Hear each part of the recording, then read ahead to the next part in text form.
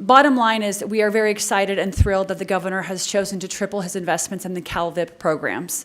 This was originally $9 million in this budget. It is now $27 million. We are excited about that investment. We are also going to continue to fight for more funding for these programs and to try to get to that full $39 million. I have spoken with the speaker personally about this, and he's committed to finding more funding for this. We are pleased to see that the governor substantially increased the budget for CalVIP over last year, and we are going to continue the fight to fulfill our $39 million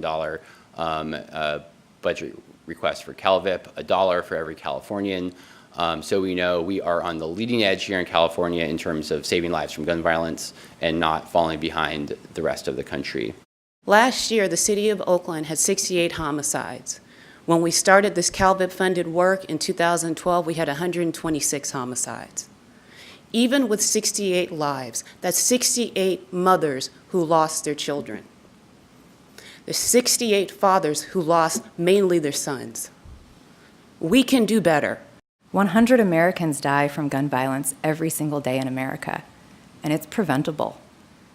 Our local communities are suffering from the tragic impact of daily gun violence, and they need more resources to break that cycle of violence. That's why this year we've worked with partners from across California to ask the governor for more funding for CalVIP. We know that these programs work, and we've seen them work. We've seen them work in my district. In Oakland, we've seen a reduction of 52% of gun violence. In Richmond, we've seen the reduction by 66% of gun violence. These programs work, and we have to invest in them. That's why we have a real coalition. We've got Giffords, Moms Demand Action, and many of the organizations that have been working on the front lines focused around this one ask today. And it's incumbent upon us as policymakers, as leaders in the state, to fight for that funding, to increase that funding so that we can end gun violence in our communities.